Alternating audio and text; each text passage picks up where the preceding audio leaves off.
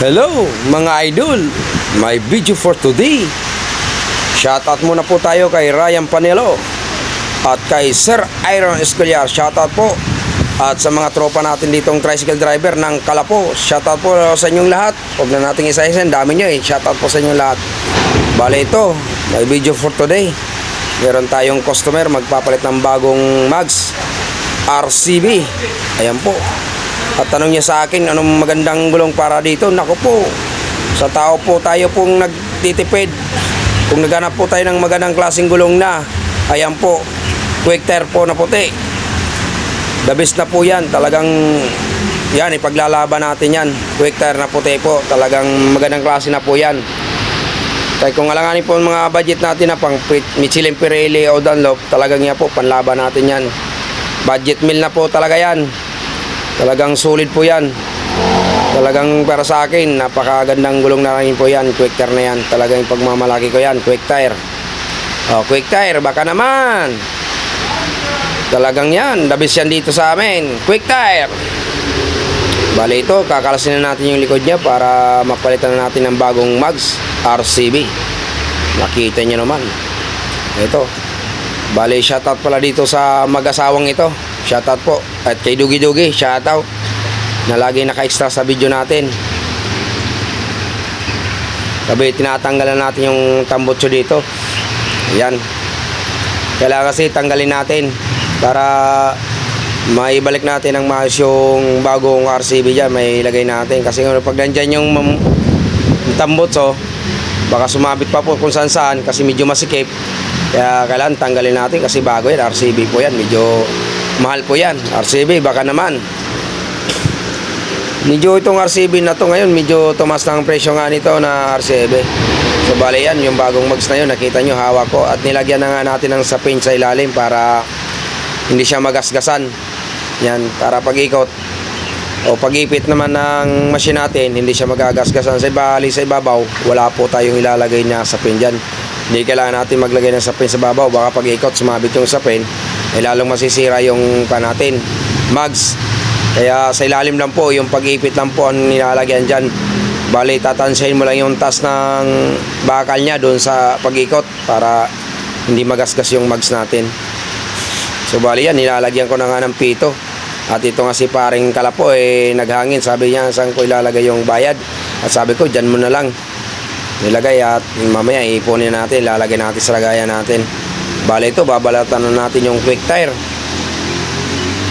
Dabis po talaga yan, quick tire. Para sa akin, napakasulit na po ang gulong yan. Sa mga budget meal po na pangmatibay na gulong yan po, okay na po yan. Hindi na natin kailangan ng mamahaling mga gulong para sa pang-araw-araw na hanap buhay. Yan po, okay na, solid na po yan. Talagang ilalaban natin yan kahit saan. Quick tire na puti. So bali yan, nilalagyan na, sasabay ko na nga dito, ilalagay ko na yung sealant para isang ikot na nga. Pasok na po lahat. Bali yan, iikot ko na nga po.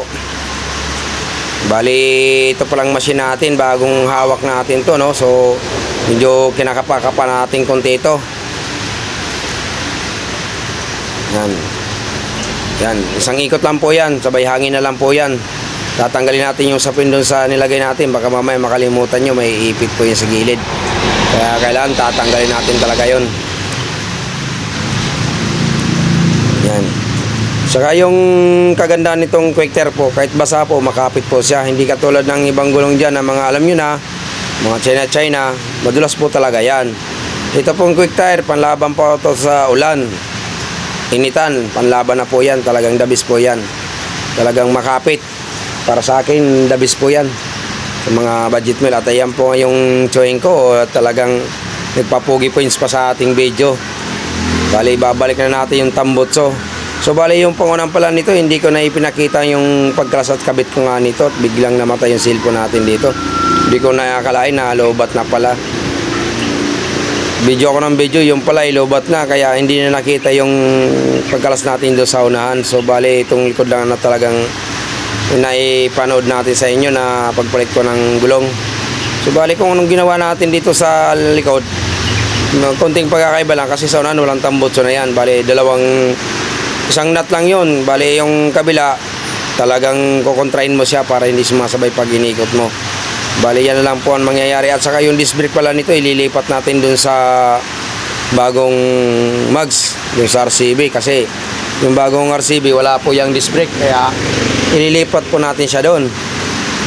Bali yun na lang po hindi nakita sa video dyan, yung paglipat ko nyan. So ayan, matatapos na yung natin, unang project sa likod na gulong. Ayan. Bali ito dito po pala pag ako nagkakabit ng ganito, pag nagkalas ako ng tambutso automatic, papaandarin ko yan kasi maganda po yung habang nandito pa sa atin na narinig natin kung meron ba siyang singaw o wala. Dabis po yung ganun kasi kung nakalis na saka kung na may singaw, di babalik na naman sa'yo. Maganda yung dito pa lang sa precision na to, malalaman agad natin kung may singaw o wala para isang gawaan lang po tayo, isang kalasan lang. Kaya ganun po talaga ako pagka automatic, papaandarin natin yan para malaman natin kung may singaw o wala.